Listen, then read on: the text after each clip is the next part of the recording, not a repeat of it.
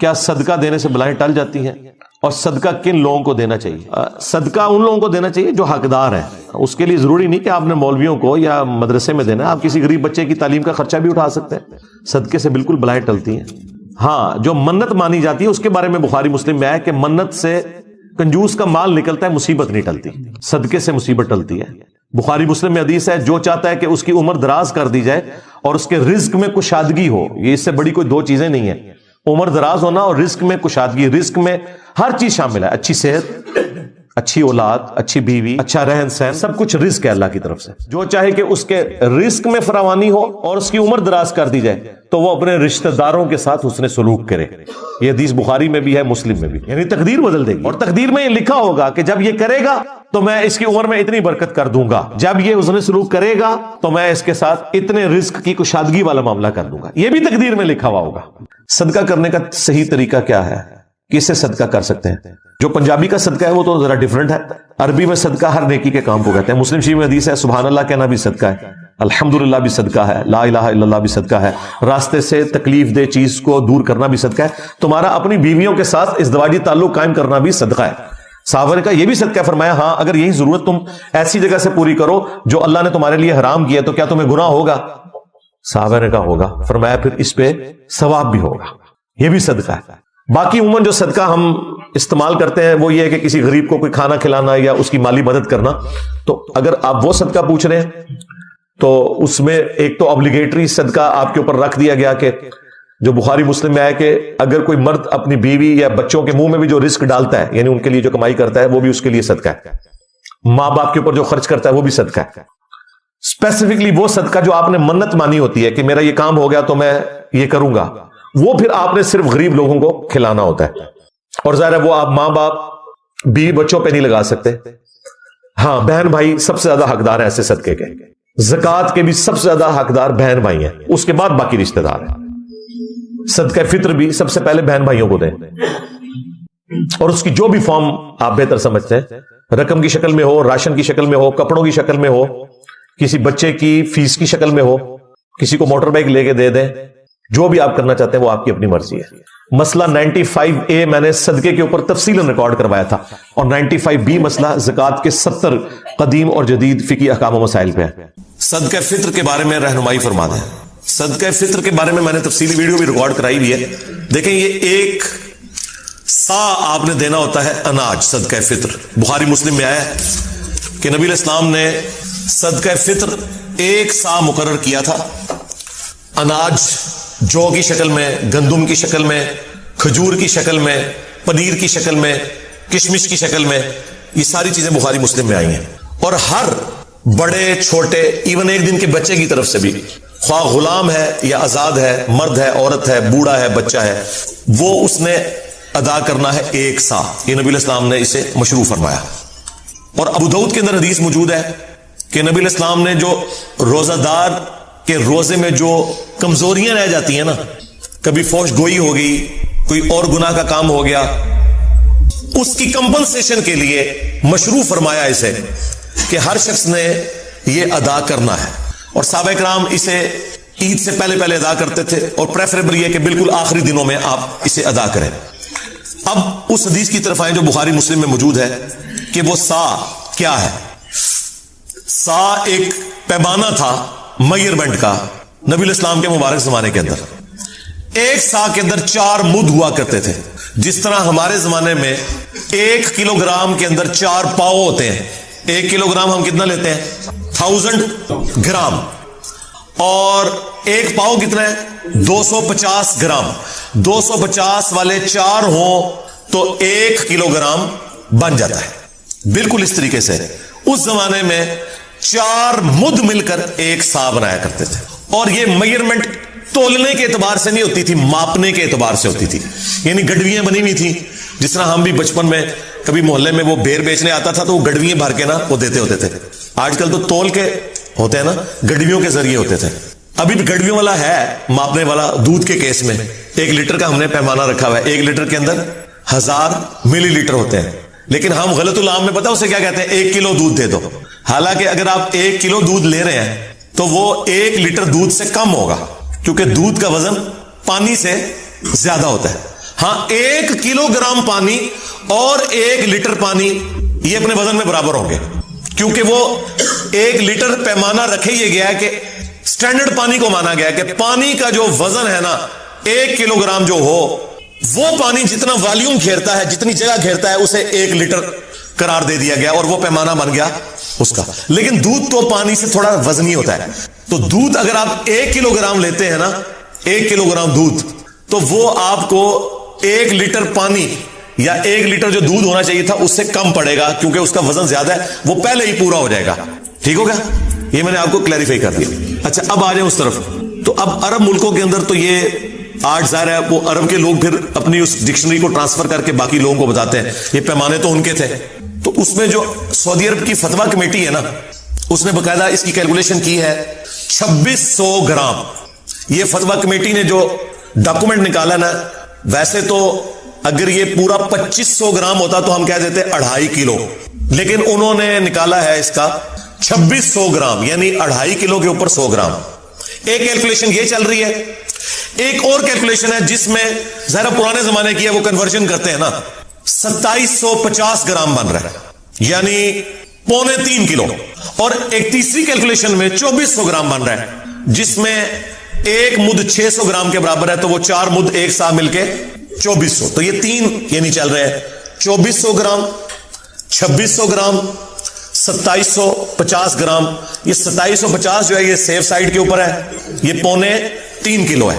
ٹھیک ہے، تو 2750 گرام یعنی کہ 2.25 کلو یہ اپروپریٹ ہے، ایک سا 2750 گرام 2.25 کلو۔ اور اگر زیادہ احتیاط آپ نے کرنی ہے، راؤنڈ آف کر لیں، 3 کلو ہی دے دیں۔ 3 کلو کھجور بھی دے سکتے ہیں، ظاہر ہے وہ تو مہنگی پڑے گی، 600 روپے کلو کھجور آلموسٹ ہے 1800۔ آٹا کتنا کلو چل رہا ہے جی؟ 150۔ تو اگر آٹا لیں گے 300 تو 450 روپے بن جائے گا۔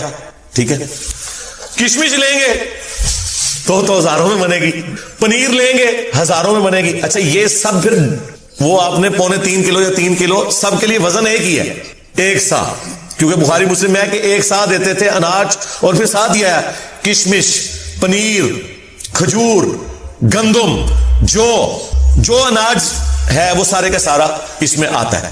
وزن وہی رہے گا 2.25 کلو یا راؤنڈ آف کر کے 3 کلو۔ اور یہ جو میں آپ کو یہ فگر بتا رہا ہوں، یہ سنی اور شیعہ کے ہاں کامن ہے۔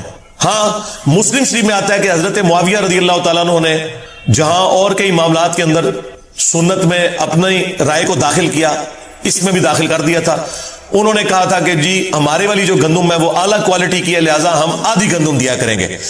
تو ابو سعید خدری اس پہ ناراض ہوئے، انہوں نے کہا کہ میں جو چیز رسول اللہ سے سن چکا ہوں اور آپ کے حکم پہ عمل کر چکا ہوں، میں تو مرتے دم تک ایک سا ہی دیا کروں گا صدقہ فطر۔ تو شکر الحمدللہ ماموں پارٹی بھی ایک سا ہی دیتی ہے آج۔ ہاں وہ ماموں کے مطابق نہیں چل رہے بلکہ بخاری مسلم کے مطابق چل رہے ہیں۔ تو وہ آپ نے نصف سا نہیں کرنا کہ جی وہ والی گندم سستی ہے تو وہ والی مہنگی ہے، گندم جو آپ کھاتے ہیں وہ۔ اب اگر کوئی یورپ اور امریکہ میں ہے نا جناب، تو اس نے یورپ اور امریکہ کے ریٹ کے اوپر کرنا ہے، تقسیم بے شک پاکستان میں کرے، لیکن کھارا تو وہاں سے ہے نا۔ یہ تو نہیں ہو سکتا کہ کھارا وہاں ہے اور کیلکولیشن یہاں کی نکالے گا وہ، نہ اس طرح نہیں ہو سکتا۔ ہاں قربانی کے جانور والا معاملہ ایک الگ ہے، وہ بھلے وہاں خریدے یا یہاں خریدے، وہ تو جانور پورا آپ نے لے لیا نا یا حصہ ڈال لیا، اور وہاں تو وہ پھر اس طرح کرنے بھی دیتے۔ لیکن یہ تو آپ نے جو خود کھاتے ہیں نا، وہ آپ نے 2.25 کلو سیف سائڈ پہ رہتے ہوئے 3 کلو اناج آپ نے دینا ہے۔ تو اگر آپ آٹے کے مطابق کیلکولیشن کر لیں، اچھا یہ آٹا بھی 150 روپے کلو اس کے لیے جو 150 والا آٹا، اگر کوئی دیسی آٹا لے رہا ہے اور وہ اوپر ہے تھوڑا سا، تو وہ اس اعتبار سے زیادہ ریٹ لگائے گا۔ ہاں دیسی کا ہے 150 ہے، چلے ٹھیک ہے، پھر سفید آٹا تو اس سے سستا ہوگا، ہاں تو 450 ہے 3 کلو کا، تو ٹھیک ہے 450 آپ کر لیں۔ اور اگر آپ افورڈ کر سکتے ہیں تو راؤنڈ آف کر کے 500 دیں، زیادہ دینے میں کوئی گناہ نہیں ہے، کم میں مسئلہ ہے۔ اور یہ آپ کے روزے کے اندر جو کمزوریاں ہیں نا، ان کا کفارہ بنے گا، یہ ذہن میں رکھیے گا۔ اس کے بغیر آپ کے روزے قبول نہیں ہوں گے، ان کی کمزوریاں کمپنسیٹ نہیں ہوں گی۔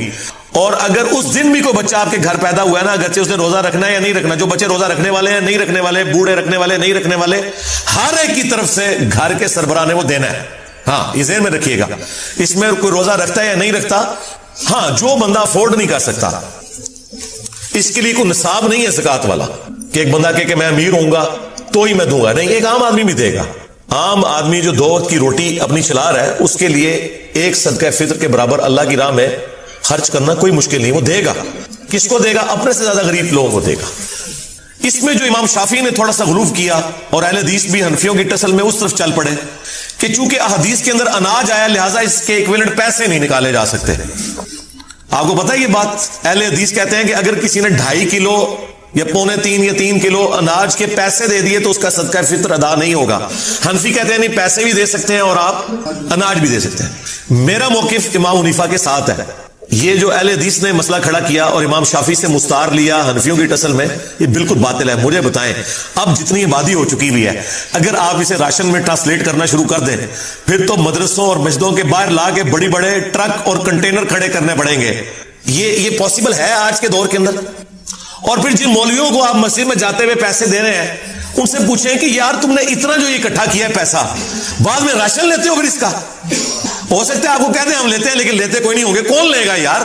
لاکھوں روپے کے تو انہیں بڑے بڑے کنٹینر گندم کے اور وہ آٹے کے لینے پڑیں گے اور بوریاں، پھر اس کو تقسیم کرنے کا تکلف کون اٹھائے گا؟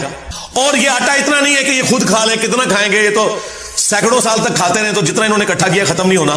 وہ بس وہ پیسے لگا رہے ہیں اپنی گاڑیوں کے پیٹرول کے اوپر اور اپنے گھر کے بجلی کے بلوں کے اوپر. تسی خوش ہو، صدقہ فطر ادا کرتا ہے تسی اور دے رہا وہ خوش. تو یہ باطل مسئلہ ہے اور اس میں میں علمی ان کو اینٹی وینم اور الزامی جواب دیتا ہوں کہ زکوٰۃ جو ہے وہ آپ کی دولت کا 40واں حصہ ہوتا ہے. آپ نے ہر سال نکالنی ہے 2.5%. تو مجھے بتائیں، کیا ہم سونے کی زکوٰۃ جب نکالتے ہیں تو اس سونے کو توڑوا کے اس کا 40واں حصہ دیتے ہیں یا اس کے برابر کرنسی دیتے ہیں اللہ کی بارگاہ میں؟ کرنسی. ادھر کبھی کسی اہل حدیث نے نہیں کہا کہ جی نہیں وہ سونے کے بدلے سونا ہی دینا ہوتا ہے کیونکہ زکوٰۃ تو سونے کے اوپر ہے اور سونا نکالنا ہے، چاندی کے بدلے چاندی نکالنی ہے. وہاں تو کوئی نہیں کہتا. وہ کیا کہتے ہیں؟ جی ایکویلنٹ ہی ہے جی اس کے. ہاں ایکویلنٹ ہی ہے اس کے. تو یہ بھی ایکویلنٹ ہے. ایک غریب آدمی کو آپ راشن ڈلوا دیں، ایک غریب آدمی کو راشن کے پیسے دے دیں، یہ ایکویلنٹ ہے صدقہ فطر کے بھی. اور اس طریقے سے قرآن میں جو ہے کہ روزہ چھوڑنے کا جو فدیہ آپ نے دینا ہے 1 وقت کا ہی کھانا ہے. وہاں پہ میں حنفیوں کے ساتھ نہیں ہوں. حنفی کہتے ہیں 2 وقت کا کھانا ہے. خود سے انہوں نے دین میں داخل کیا ہے. وہاں اہل حدیث کا موقف ٹھیک ہے. دیکھیں ہم تو بیلنس چلتے ہیں، جس کی جو بات درست ہے اس کو صحیح کہتے ہیں. کہ قرآن میں جب آیا نا کہ آپ نے روزے کے بدلے فدیہ دینا ہے تو قرآن کو کوئی آر نہیں تھی یہ کہنے میں کہ 2 وقت کا کھانا. آج کل تو بھائی 3 وقت کا کھانا ہے، ہم تو 3 وقت کھاتے ہیں عموماً.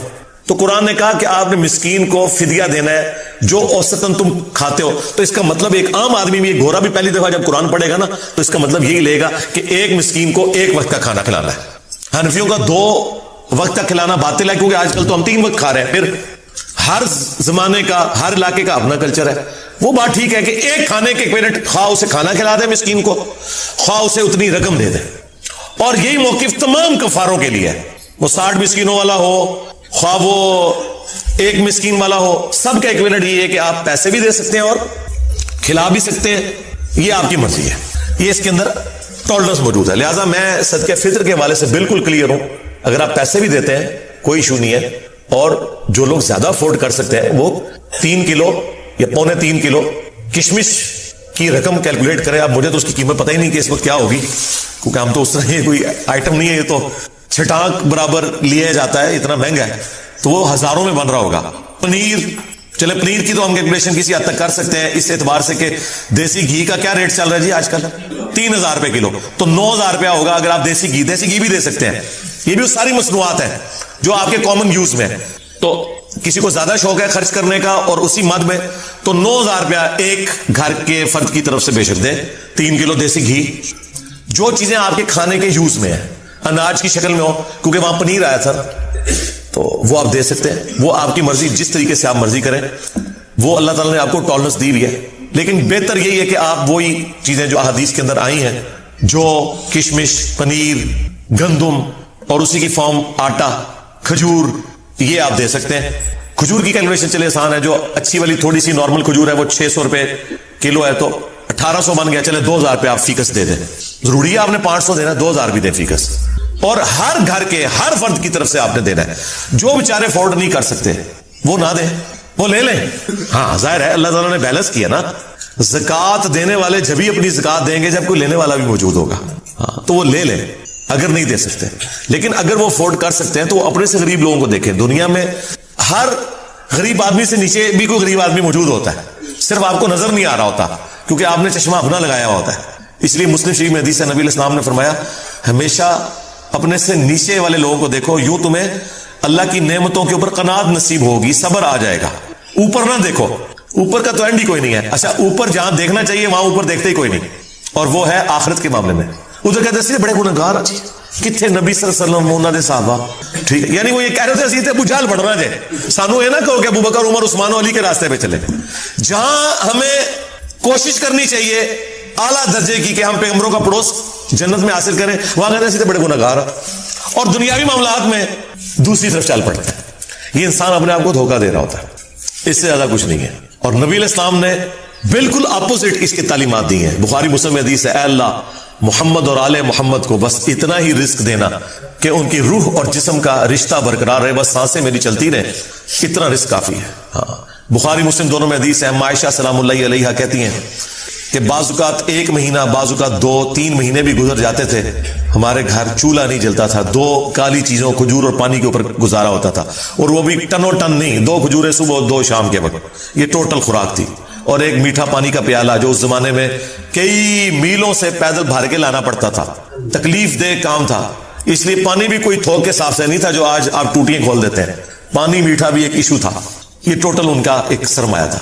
اور پھر وہ رکت انگیز حدیث جو بخاری مسلم کی ہے، جب نبی علیہ السلام اپنی بیویوں سے ناراض ہو کے گھر کے اوپر والے حصے میں شفٹ ہو گئے، جس میں صرف ایک مشکیزہ کونے میں لٹک رہا تھا اور ایک برتن پانی والا اور ایک چٹائی، اور اس پہ نبی علیہ السلام آرام فرماتے، اور آپ کے اوپر کرتا بھی کوئی نہیں تھا، صرف تہمت باندھی ہوئی تھی. آپ لیٹے ہوئے. حضرت عمر اجازت لے کے جب گئے، آپ نے ایلا کیا تھا، 1 مہینے تک بیویوں سے ناراض ہوئے تھے کیونکہ بیویوں نے ڈیمانڈ کی تھی کہ اب تو ہمیں وسعت ہو چکی ہے، ہمارا خرچہ بڑھائیں. لیکن حضور تو فقر کی زندگی گزار رہے تھے. اور پھر اللہ تعالیٰ نے اپنے نبی کا ساتھ دیا ہے، ان کی بیویوں کا ساتھ نہیں دیا. سورۃ الاحزاب کی آیات نازل کی کہ اے نبی اپنی بیویوں سے فرما دو کہ اگر تم دنیا اور اس کا مال چاہتی ہو تو آؤ میں تمہیں یہ مال دے کے رخصت کر دیتا ہوں، طلاق دے دیتا ہوں، اور اگر تم اللہ، اس کا رسول اور آخرت کا گھر چاہتی ہو تو اسی طرح گزارا کرنا ہوگا، کیونکہ اجر بھی تو ڈبل ہونے والا ہے نا. تو نبی علیہ السلام 1 مہینے تک ناراض رہے گھر کی چھت پہ. اسی میں ہی حدیث میں بخاری مسلم میں آتا ہے کہ سیدنا عمر نے جا کے اپنی بیٹی کو بھی ڈانٹا، سیدہ حفصہ کو، باقی بیویوں کے ساتھ بھی جا کے تھوڑی مس ہینڈلنگ کی. بعد میں وہ پھر پچھتاتے بھی تھے، مجھے کیا یہ رائٹ پہنچتا، چلو میں اپنی بیٹی کو تو ڈانٹ سکتا ہوں، باقی بیویوں کو میں کیسے. لیکن وہ حضور کی محبت میں آپ پتہ ہے حضرت عمر تو پھر میرے سے زیادہ جذباتی تھے. تو اب وہ کہتے ہیں کہ میں نے ارادہ کیا میں حضور کو کوئی ایسی بات کروں کہ حضور مسکرائیں، کیونکہ آپ تو بڑے سیریس موڈ میں بیٹھے ہیں. تو میں نے جاتے ہی کہا یا رسول اللہ دیکھیں جب تک ہم مکے میں تھے نا ہماری بیویاں کتنی ہمارے کنٹرول میں تھی، لیکن یہ انصار کی بیویاں تو اتنی تیز ہیں کہ انہوں نے اپنے مردوں کو دبا کے رکھا ہوا ہے، اور ان کو دیکھ دیکھ کے ہماری بیویاں بھی ہم پہ شیر ہو گئی ہیں. تو حضور اس بات کے اوپر مسکرائے. کہتے ہیں مجھے تھوڑی تسلی ہوئی کہ حضور کا موڈ تھوڑا بہتر ہو رہا ہے. تو پھر انہوں نے گپ شپ شروع کر دی. پھر نبی علیہ السلام کی جب وہ حضور پھر اٹھ کے بیٹھے، جب تو آپ کے کندھے کے اوپر چٹائی کے نشان تھے، اوپر کرتا بھی نہیں تھا، یا اگر چادر تھی تو چادر تو پھر اس طرح لی جاتی ہے تو احرام کی شکل میں بعض اوقات تو وہ نشان. حضرت عمر نے رونا شروع کر دیا کہ یا رسول اللہ آپ اللہ کے رسول ہیں اور آپ کی یہ حال. بخاری کی اس حدیث میں آتا ہے کہ عبداللہ بن عباس کا جب یہ قول بیان کرتے ہیں حضرت سعید ابن جبیر، تو ان کو بعض تبع تابعین کہتے ہیں کہ جب ہم لوگوں سے یہ بیان کرتے ہیں نا کہ اس سے مراد خیر کثیر ہے، تو لوگ کہتے ہیں کہ نہیں، الکوثر سے مراد جنت کی ایک نہر ہے الکوثر. تو سعید ابن جبیر کہتے ہیں کہ جنت کی وہ نہر بھی تو خیر کثیر میں داخل ہے، حضور کو جو جنت کی نعمتیں ملیں گی وہ بھی کثرت کے ساتھ ملیں گی. تو یہ اس کی جو تفسیر ہے نا خیر کثیر والی، یہ سب سے آپٹیمل ہے. اس میں جو ہے وہ حوض کوثر بھی شامل ہے، جو صحیح مسلم میں حدیث ہے کہ نبی صلی اللہ علیہ وآلہ وسلم صحابہ میں بیٹھے تھے تو آپ کو اچانک ایک اونگ آئی.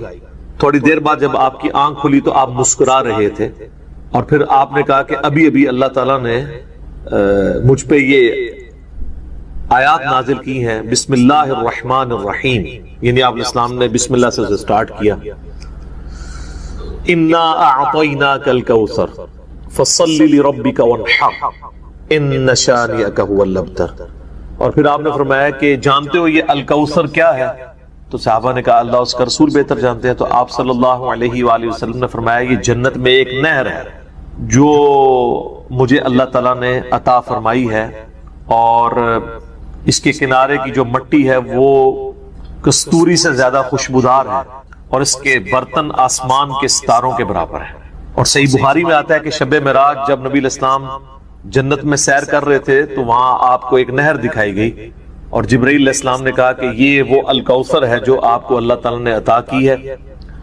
اور آپ صلی اللہ علیہ وآلہ وسلم کے الفاظ ہیں بخاری مسلم دونوں میں کہ اس کا جو مشروب ہے وہ دودھ سے زیادہ سفید، شہد سے زیادہ میٹھا، اور اس کی خوشبو کستوری کی خوشبو سے زیادہ ہے، اور جو کوئی ایک دفعہ میرے حوض کوثر سے وہ مشروب پی لے گا اسے کبھی بھی پیاس نہیں لگے گی.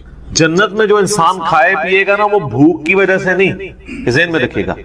بھوک ایک عیب ہے، پیشاب ایک عیب ہے، نیند ایک عیب ہے، اسی لیے یہ تینوں چیزیں جنت میں نہیں ہیں. جنت میں انسان کھائیں گے لذت لینے کے لیے. پیشاب نہیں ہوگا، بخاری مسلم میں الفاظ ہیں خوشبودار ڈکار آئے گی، سارا کھانا ہضم. تو جنت چونکہ نعمتوں کا نام ہے کوئی کمزوری نہیں، وہاں پہ نیند بھی نہیں ہے. یہاں پہ تو ہم نیند کیوں یوز کرتے ہیں؟ تاکہ ہم نیکسٹ 24 گھنٹے میں پرفارم کر سکیں گے، بلکہ بیٹری چارج ہوتی ہے. وہ میری خالہ جو ہے نا وہ بڑے پیارے الفاظ استعمال کرتی ہیں. ان کی بیٹی جب چھوٹی تھی نا تو سوئی ہوتی تھی نا تو کون سے پوچھتا تھا بیٹی ہے، کہتے ہیں چارجنگ تے لائی ہیں. کیونکہ بچے جب اٹھتے ہیں نا پھر تو آپ ان کو سنبھال بیٹھے، جب تک یہ سونا نہ جائیں سکون نہیں آتا. تو وہ جو سوتے ہیں نا وہ چارجنگ پہ لگے ہوئے ہوتے ہیں، پھر جیسے صبح انہوں نے اٹھنا نا اٹھلی اوپر لی کر دینی ہے. تو قیامت میں جنت والے دن آپ کو جنت میں چارجنگ کی ضرورت نہیں ہے، بلکہ نیند وہاں پہ ضرورت ہی نہیں. اللہ تعالیٰ نے ویسے ہی انسان کو اتنی انرجی دی ہوئی ہوگی. تو لہذا آپ علیہ السلام کا جو فرمان ہے نا کہ جو ایک بار پیے گا وہ کبھی پیاسا نہیں ہوگا. تو کسی کے ذہن میں خیال آ سکتا ہے کہ پیاسا نہیں ہوگا تو پھر پانی کی لذت کیا؟ وہ اللہ تعالیٰ نے جنت کی نعمتوں میں لذت ہی اتنی رکھی ہے کہ انسان لذت کی وجہ سے اس کو استعمال کرے گا. اور پھر انہی احادیث میں بخاری اور مسلم کے موجود ہے کہ میرے حوض کوثر پہ پھر ایسے لوگ بھی لائے جائیں گے جن میں پہچانتا ہوں گا، اور جب میں انہیں مشروب پلانے لگوں گا تو میرے ان کے درمیان ایک آڑ قائم کر دی جائے گی.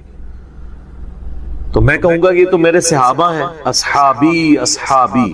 امتی والی روایتیں بھی ہیں بخاری مسلم میں، اصحابی والی بھی ہیں.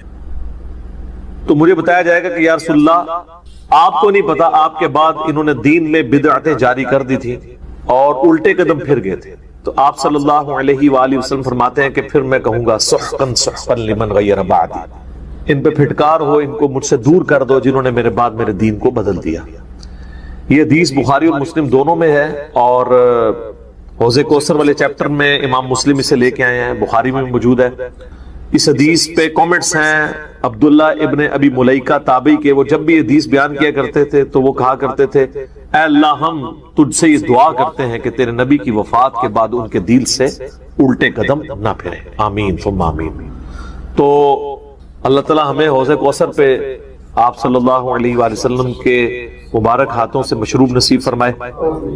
یہ دعا انسان کو اپنے لیے کرنی چاہیے. ظاہر ہے کہ وہ اہل جنت ہوں گے. اور بخاری مسلم میں کہ اس کے جو برتن ہیں نا وہ برتن ہی آسمان کے ستاروں کے برابر اس کی تعداد ہے.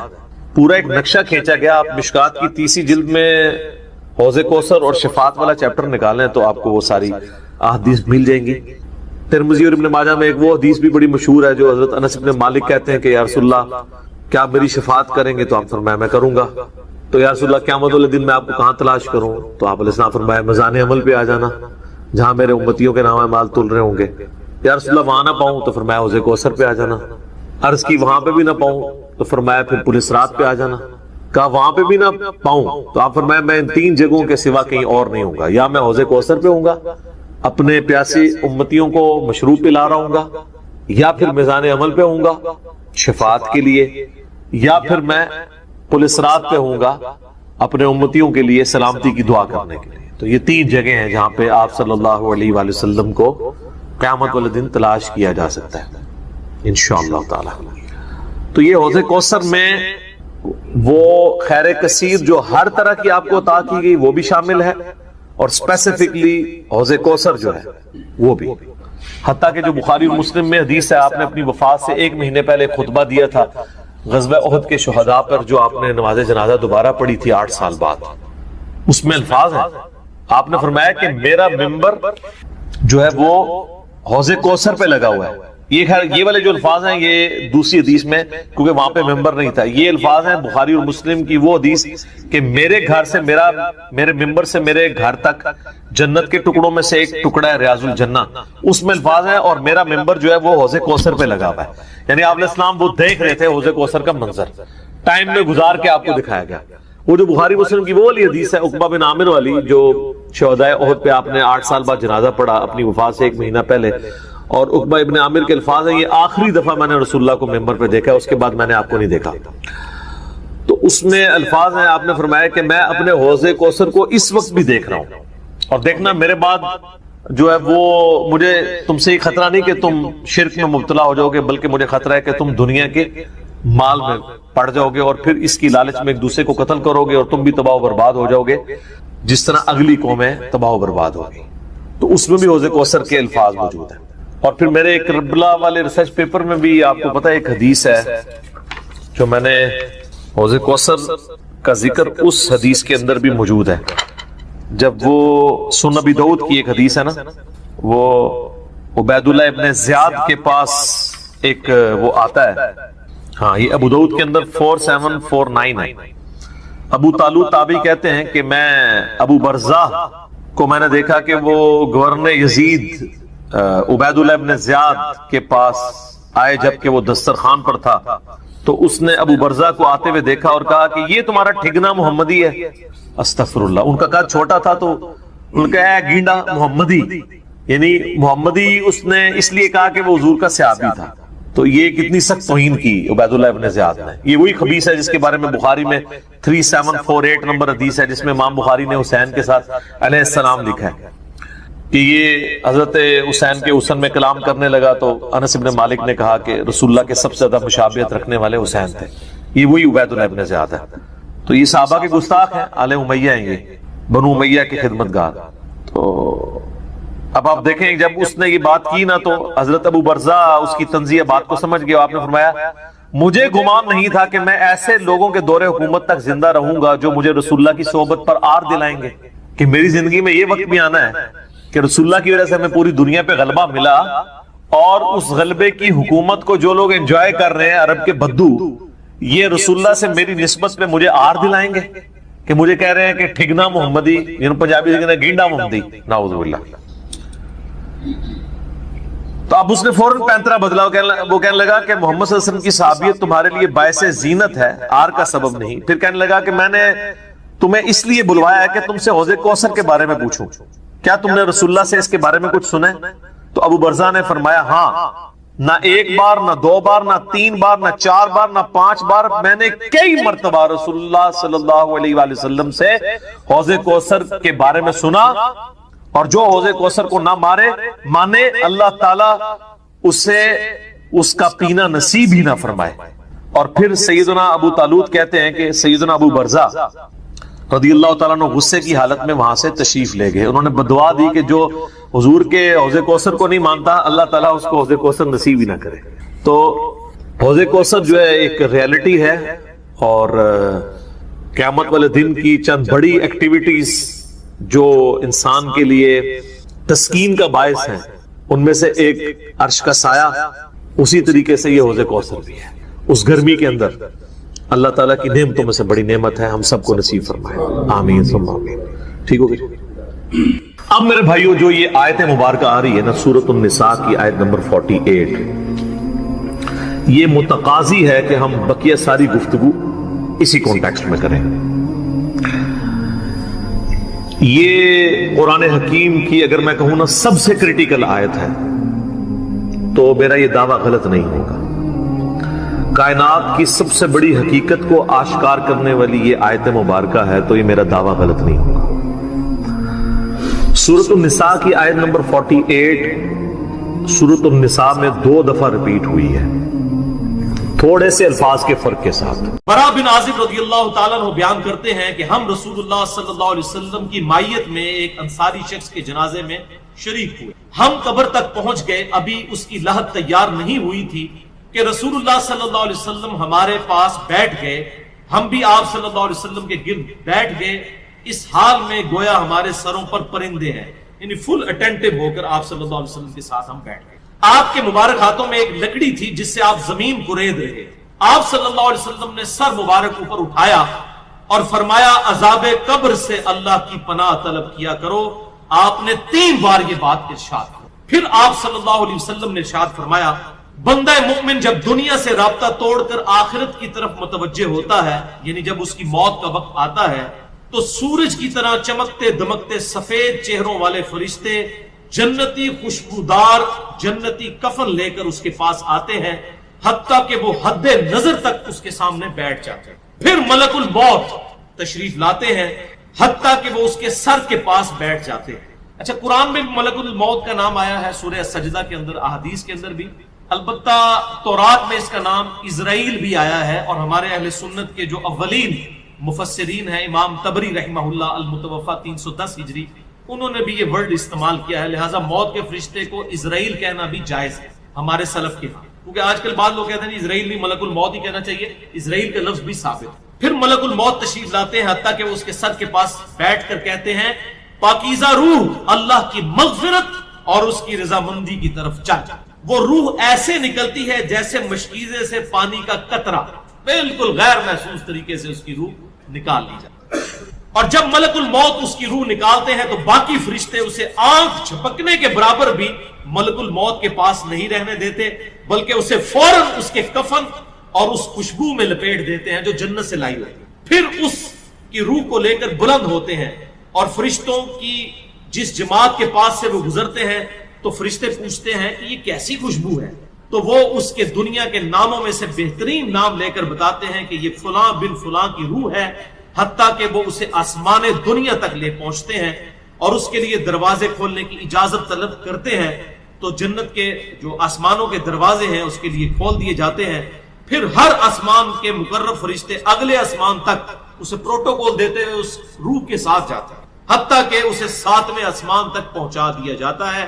تو اللہ تعالیٰ فرماتا ہے میرے بندے کا نامہ اعمال علیین میں لکھ دو، جو سورۃ المطففین میں آیا ہے. علیین اور سجین یہ 2 مقامات ہیں. ایمان والوں کی روحیں جو ہیں علیین میں ان کا نامہ اعمال لکھا جاتا ہے، اور جو منافقین ہیں مجرم ہیں سجین میں لکھا جاتا ہے. سورۃ المطففین سورت نمبر 83 ہے، پارہ نمبر 30 کے اندر. اور اسے واپس دنیا کی طرف لے جاؤ کیونکہ میں نے انہیں اسی دنیا سے پیدا کیا اور اسی میں انہیں لوٹاؤں گا اور پھر دوبارہ اسی سے نکالوں گا. پھر اس کی روح اس کے جسم کی طرف لوٹا دی جاتی ہے. لیکن یہ لوٹنا دنیا کا سا لوٹنا نہیں ہوگا، یعنی وہ لوٹنے کے بعد یہ نہیں ہے کہ مردہ قبر میں کوئی بیٹھ جائے گا ہمیں نظر آئے گا. یہ سب کچھ برزخی معاملات ہوں گے جو میں نے پچھلی دفعہ ڈسکس کیے تھے سورہ فاطر کی آیت نمبر 42 کے تحت، کہ نیند کی حالت میں بھی انسان کی روح قبض ہوتی ہے، لیکن اس کو چٹکی کاٹے تو وہ جاگ اٹھتا ہے. روح کا تعلق بھی رہتا ہے اس حالت میں بالکل اس طریقے سے.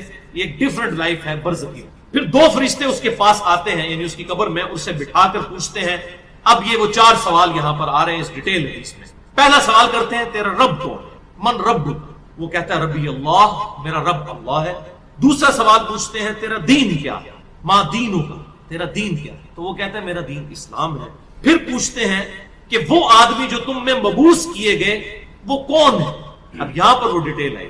الذی بعث فیکم، وہ شخص جو تم میں مبعوث کیا گیا تھا وہ کون تھا؟ تو یہ جو کہتے ہیں نا قبر میں آپ صلی اللہ علیہ وسلم آ جاتے ہیں، تو کسی حدیث میں بھی اس میں ڈیٹیل آ گئی کہ اس سے پوچھا جاتا ہے جو شخص تم میں پیغمبر بنا کر بھیجا گیا وہ کون تھا؟ تو وہ کہتا ہے ہوا محمد رسول اللہ، وہ اللہ کے رسول محمد صلی اللہ علیہ وسلم. مسئلہ حاضر و ناظر میرا ریکارڈ ہے، مسئلہ نمبر 7، جس میں میں نے یہ تمام شبہات کلیئر کیے. یہ 3 سوالوں کے بعد اچھا جامعہ ترمذی میں ایک حدیث ہے 3120، اس میں الفاظ ہیں کہ وہ پوچھتے ہیں من نبیو کا، تیرا نبی کون ہے؟ اس میں تو آیا نا کہ اس شخص کے بارے میں تیرا کیا عقیدہ ہے، اس میں من نبیو کا الفاظ ہے. جامعہ ترمذی 3120. اچھا اللہ کا شکر ہے کہ یہ نہیں پوچھتے تیرا فرقہ کون سا ہے، تو کس امام کی تقلید کرتا تھا، کیڑی مسیدی تو نماز پڑھتا سا ہے. دیکھ لو کوئی چیز نہیں. تیرا رب کون ہے، تیرا دین اور نبی صلی اللہ علیہ وسلم. تو دنیا میں بھی ہم یہی کہتے ہیں اللہ رسول قرآن، یہی بات. تو قبر کے اندر جا کر بھی یہی سوال ہوتا. اب وہ جب 3 سوالوں کے جواب دیتا ہے تو فرشتے 4تھا سوال اس سے پوچھتے ہیں، جو میں نے قبر کا 4تھا سوال، مسئلہ نمبر 78، تمہیں کیسے پتا چلا، ان 3 سوالوں کے جواب تمہیں کیسے آئے؟ وہ کہتا ہے میں نے اللہ کی کتاب پڑھی تھی، میں اس کتاب پر ایمان لایا اور میں نے اس کے حق ہونے کی. اللہ کی کتاب پڑھی ہوگی تو تصدیق کرے گا نا. اگر سنا کے سننی ہوگا تو کیا تصدیق کرے گا؟ ہاں پڑھ پڑھا کے سنی ہوگا تو تصدیق. پھر آسمان سے آواز آتی ہے میرے بندے نے سچ کہا, اس کے لیے جنتی بچھونا بچھا دو, اسے جنتی لباس پہنا دو اور اس کے لیے جنت کی طرف دروازہ کھول دو. قبر کے اندر ہی جنت کی طرف دروازہ کھول. یعنی آپ سمجھ لیں جس طرح یہ اب ٹچ سکرین موبائل رکھ کے اور جناب لیپ ٹاپ رکھ کے سامنے لوگ بیٹھے ہوتے ہیں نا, تو ایک دوسری دنیا میں چلے جاتے ہیں. تو جنت کا فزیکلی دروازہ کھول دیا جائے گا, اس کو جنت کی ہوائیں بھی, خوشبو بھی آئے گی اور انتظار وہ کرے گا. وہاں اسے ہوا کے جھونکے اور خوشبو بھی آتی ہوگی اور حد نظر تک اس کی قبر کو کشادہ کر دیا جائے گا. خوبصورت چہرے, خوبصورت لباس اور بہترین خوشبو والا ایک شخص اس کے پاس قبر میں آئے گا اور کہے گا اس چیز سے خوش ہو جا جو چیز تجھے خوش کر دے, یہ وہ دن ہے جس کا تجھ سے وعدہ کیا جاتا تھا. وہ شخص پوچھے گا کہ اے شخص تو کون ہے, تیرا چہرہ بھلائی لانے والا چہرہ ہے. وہ جواب دے گا میں تیرا عمل صالح ہوں, یعنی نیک اعمال ایک خوبصورت انسان کی شکل میں اس کی قبر میں آئے. تو پھر وہ شخص کہے گا اے اللہ, اے میرے رب, جلدی کر, فوراً قیامت قائم فرما دے حتیٰ کہ میں اپنے اہل و عیال کی طرف چلا جاؤں. یعنی مومن کہے گا اللہ جلدی جلدی قیامت آئے, مجھے تو اینڈ رزلٹ نظر آ رہا ہے, مجھ سے انتظار نہیں ہوتا, فوراً قیامت آ جائے. ابھی سائملٹینیس کنٹراسٹ آنے والا ہے. جب کافر اور مجرم شخص دنیا سے جاتا ہے تو آپ صلی اللہ علیہ وسلم نے فرمایا سیاہ چہروں والے فرشتے بالوں سے بنا ہوا ایک کمبل لے کر آسمان سے نازل ہوتے ہیں اور حد نظر فاصلے تک اس کے سامنے بیٹھ جاتے ہیں. پھر ملک الموت, موت کا فرشتہ آتا ہے حتیٰ کہ اس کے سر کے پاس بیٹھ جاتا ہے اور کہتا ہے خبیث روح, اللہ کی ناراضگی کی طرف چل. وہ روح اس کے جسم میں پھیل جاتی ہے تو وہ ملک الموت اس طرح اسے کھینچتا ہے جیسے لوہے کی سلاخ کو گیلے اون میں سے کھینچا جاتا ہے, چھس کر کے. گرم سلاخ جو ہے وہ اونی کپڑے کے اندر, گیلے کے اندر ڈال کے یوں کھینچی جائے نا, اس طرح اس کے پورے جسم سے اس کی روح. پھر ملک الموت سے باقی فرشتے اس کی روح کو لے کر پلک جھپکنے کے برابر بھی وہاں نہیں رہنے دیتے حتیٰ کہ وہ اسے بالوں سے بنے ہوئے کمبل میں لپیٹ لیتے ہیں اور اس سے زمین کے مردار سے نکلنے والی انتہائی بری بدبو نکلتی. وہ اسے لے کر اوپر چڑھتے ہیں تو وہ فرشتوں کی جس جماعت کے پاس سے گزرتے ہیں تو فرشتوں کی جماعتیں کہتی ہیں کیسی خبیث روح ہے. وہ کہتے ہیں یہ فلاں بن فلاں کی روح ہے اور وہ اس کی دنیا کا انتہائی کبھی نام لے کر بتاتے ہیں حتیٰ کہ اسے آسمانی دنیا تک لے جایا جاتا ہے. اس کے لیے دروازے کھولنے کے لیے درخواست کی جاتی ہے تو آسمان کے دروازے اس کے لیے نہیں جاتے. پھر رسول اللہ صلی اللہ علیہ وسلم نے سورۃ الاعراف کی آیت پڑھی کہ ان کے لیے آسمانوں کے دروازے نہیں کھولے جائیں گے, وہ جنت میں داخل بھی نہیں ہوں گے حتیٰ کہ اونٹ سوئی کے سوراخ سے گزر جائے. یہ سورۃ الاعراف کی آیت آپ سمجھ. پھر آپ صلی اللہ علیہ وسلم نے فرمایا کہ اللہ تعالیٰ فرماتا ہے اس کی کتاب کو سب سے نچلی زمین میں سجین میں لکھ دو. پھر اس کی روح کو شدت کے ساتھ پٹ کھا جاتا ہے. پھر آپ صلی اللہ علیہ وسلم نے یہ آیت تلاوت فرمائی سورہ الحج کی, جو شخص اللہ کے ساتھ شرک کرتا ہے گویا وہ آسمان سے گر پڑا تو اب پرندے اسے اچک کر لے جائیں یا کسی دور جگہ پر پھینک دیں. پھر اس کی روح اس کے جسم میں لوٹا دی جاتی ہے اور دو فرشتے اس کے پاس آ کر اس سے پوچھتے ہیں تیرا رب کون؟ اب اس سے بھی سوال ہو. وہ حیرت زدہ ہو کر کہتا ہے ہائے افسوس, ہائے افسوس, میں نہیں جانتا, میں نہیں جانتا. پھر پوچھتے ہیں تیرا دین کیا ہے؟ وہ پھر حیرت زدہ ہو کر کہتا ہے ہائے افسوس, ہائے افسوس, میں نہیں جانتا, میں نہیں جانتا. پھر اس سے پوچھتے ہیں کہ جو شخص تم میں مبعوث کیے گئے وہ کون تھے؟ تو وہ کہتا ہے ہائے افسوس, میں نہیں جانتا, میں نہیں جانتا. پھر آسمان سے آواز آتی ہے اس نے جھوٹ بولا, اس کے لیے جہنم کا بچھونا بچھا دو. اور بخاری میں الفاظ ہیں 1374. اس کے جواب میں فرشتے پھر اس سے چوتھا سوال کیا کرتے ہیں؟ لا دریتا ولا تلیتا, اور تو نے خود پڑھ کر سمجھنے کی کوشش کیوں نہیں کی؟ یا جو لوگ سمجھے ہوئے لوگ تھے, کتاب و سنت کے منہج پر چلنے والے لوگ تھے, ان کے ساتھ تو کیوں نہیں چلا؟ اللہ تعالیٰ فرماتا ہے اس کے لیے جہنمی بچھونا بچھا دو, جہنم کی طرف ایک دروازہ کھول دو, وہاں سے گرمی اور گرم ہوا اس کی قبر میں آتی رہے گی. اس کی قبر کو اس قدر تنگ کر دیا جائے گا کہ اس کی پسلیاں ایک دوسرے کے اندر داخل ہو جائیں گی اور ایک قبیح چہرے والا شخص قبیح لباس میں انتہائی بدبودار حالت میں اس کے پاس آئے گا اور اسے کہے گا تمہیں ایسی چیزوں کی بشارت ہو جو تمہیں غمزدہ کر دیں, یہ تیرا وہ دن ہے جس کا تجھ سے وعدہ تھا. وہ پوچھے گا تو کون ہے؟ تیرے چہرے سے تو خیر کی توقع نظر نہیں آتی. وہ جواب دے گا میں تیرا خبیث عمل ہوں جو تو دنیا میں. بات عمل کے ساتھ ہی ہے, صرف کلمہ پڑھنا کافی نہیں ہے, عمل. پھر وہ کہتا ہے میرے رب قیامت قائم نہ کرنا, اے میرے رب قیامت قائم نہ کرنا. مومن کیا کہتا ہے؟ قیامت قائم کر رہے اللہ. اب یہ وہ حدیث ہے وہ جس اس آیت کو حل کرتی ہے جو پچھلی دفعہ ایک بھائی نے سوال بھی کیا تھا. سورہ یاسین کی آیت نمبر ہے 52. قالوا یا ویلنا من بعثنا من مرقدنا، یعنی جب قبروں سے نکالا جائے گا مجرموں کو وہ کہیں گے ہائے افسوس ہمیں کس نے ہماری قبروں سے باہر نکالا. تو اللہ تعالیٰ کیا فرمائے گا؟ ھذا ما وعد الرحمن وصدق المرسلون، یہی ہے وہ جس کا وعدہ رحمان نے کیا تھا اور رسولوں نے سچا کہا تھا. تو وہ کہتے ہیں جی منکرین عذاب قبر کہتے ہیں جی وہ انسان کو کہتے ہیں ہماری قبروں سے کس نے اٹھا لیا، تو اس پہ عذاب تو نہیں ہوتا؟ عذاب تو ہو رہا ہے. آپ دیکھیں اس وہ حدیث میں کیا کہہ رہا ہے، اللہ قیامت قائم نہ کرنا، یعنی یہ عذاب تو آیا، قیامت آئی تو پھر بڑا عذاب بھی مجھ پر آئے گا. تو اسی لیے وہ اس حیرت زدہ ہوگا قیامت والے دن کہ اب میرے اوپر اگلی مصیبت آ گئی، عذاب کی چوتھی اور فائنل قسط بھی میرے پر آنے والی. تعالی اللہم اجرنا من النار. 11ویں حدیث سنن نسائی میں 1834، مشکات میں 1629. ابو ہریرہ رضی اللہ تعالیٰ عنہ کہتے ہیں آپ صلی اللہ علیہ وسلم نے فرمایا جب مؤمن شخص کی موت کا وقت آتا ہے تو رحمت کے فرشتے سفید ریشم لے کر آتے ہیں اور کہتے ہیں راضی ہونے والی پسندیدہ روح نکل، اللہ کی راحت اور رزق کی طرف چل، رب تجھ پر ناراض نہیں. تو وہ بہترین کستوری کی خوشبو کی طرح نکلتی ہے حتیٰ کہ وہ ایک دوسرے سے اسے لے کر اس طرح کرتے کرتے آسمان کے دروازوں تک پہنچ جاتے ہیں. تو وہ کہتے ہیں زمین سے ایک ایسی پاکیزہ خوشبو تمہارے پاس آئی ہے، وہ اسے مومنوں کی روح کے پاس لے جاتے ہیں، یعنی نیک آدمی کی روح کو، جو پہلے مومن مر چکے ہیں ان کی روحوں کے پاس.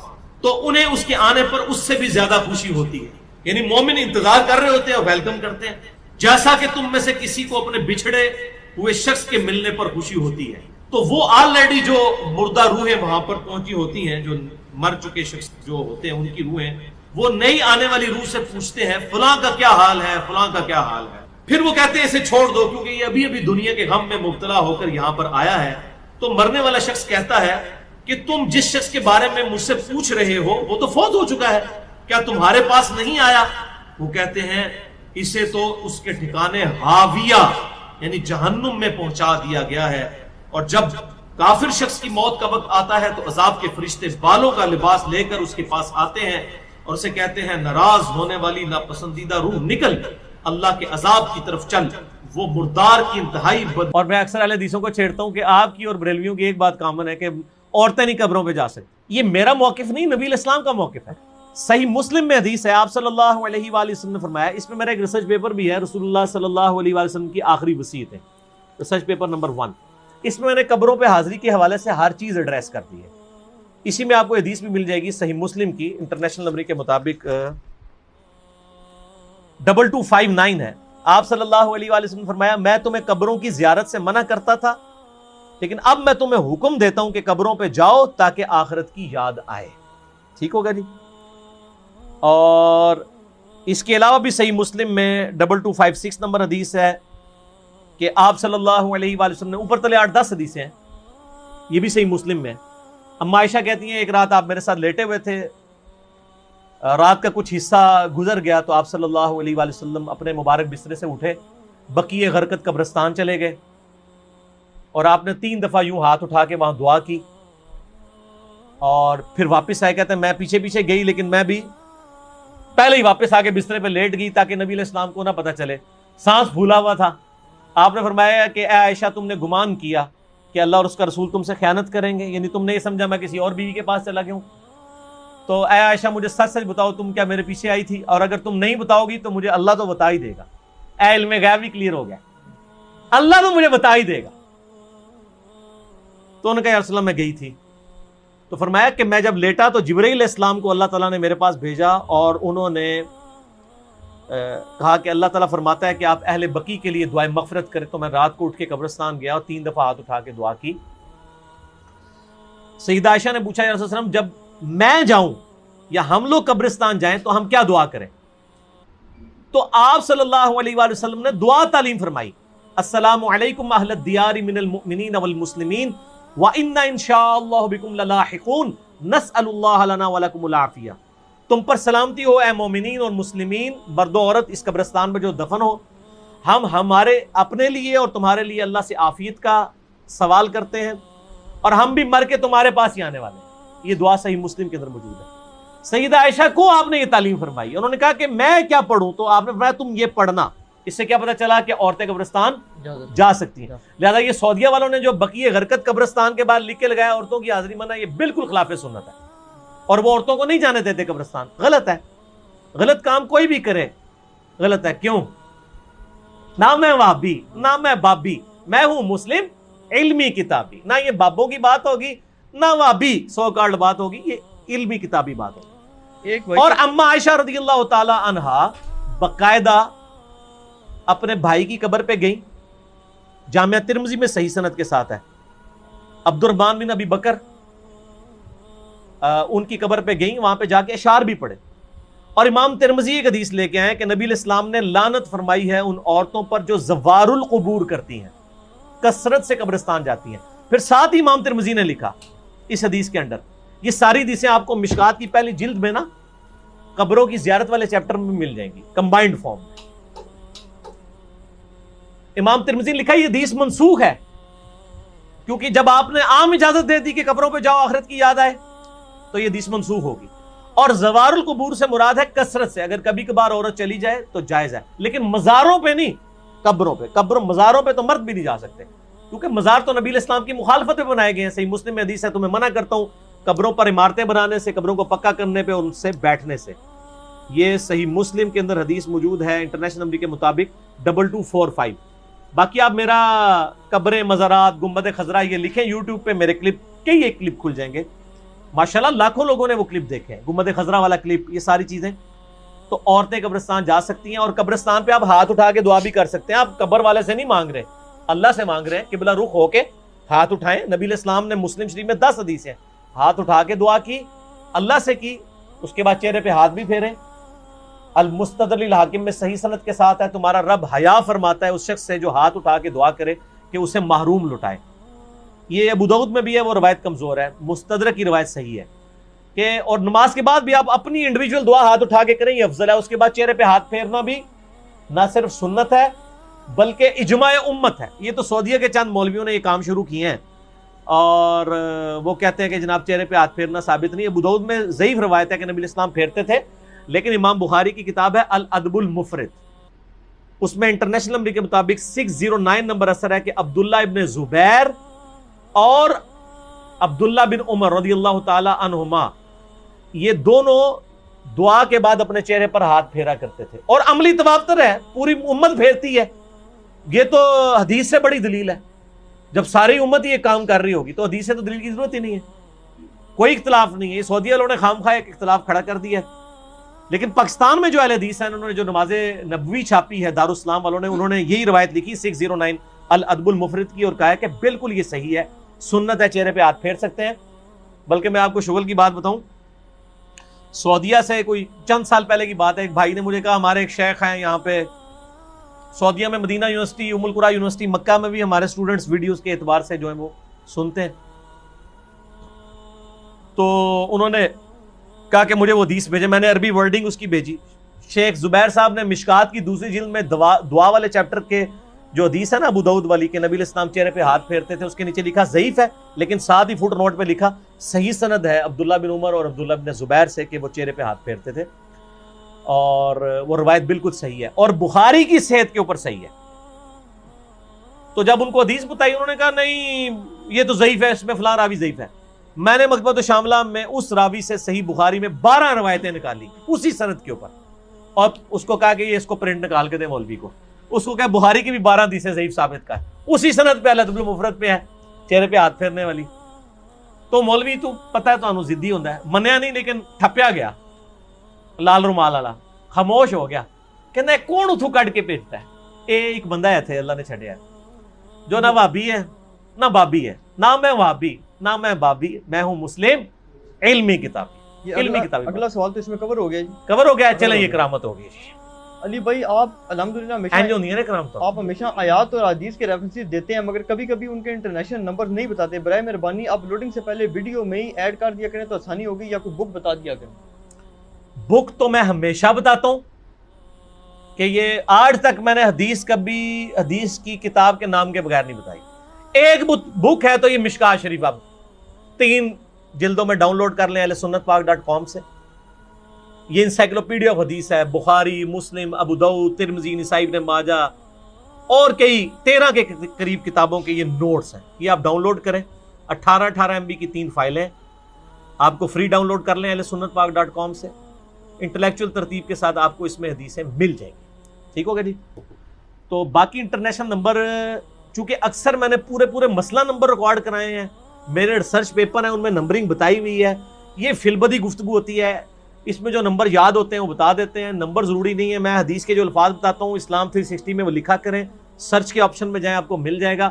جب میں مسلم شریف، بخاری شریف، ابو داؤد، ترمذی بتا دیتا ہوں تو اتنا تھوڑا ہے، تو ریفرنس تو ہو ہی جاتے ہیں. باقی اپلوڈنگ سے بغیر پہلے یہ کچھ کرنا، یہ اتنی بڑی ایڈیٹنگ ہے کہ اس کے لیے پورا ایک آفس اور کئی بندے چاہیے، تو یہ پاسبل نہیں ہے. ہم نے تو ویڈیو فوراً اپلوڈ کرنی ہوتی ہے. اور آلموسٹ ہمارے جتنے اسٹوڈنٹس ہیں ان کو نمبرنگ پتہ ہے، وہ آپ کو واٹس ایپ نمبروں پہ رابطہ کریں، وہ بتا دیتے ہیں اور آسانی سے آپ کو مل جائیں گے.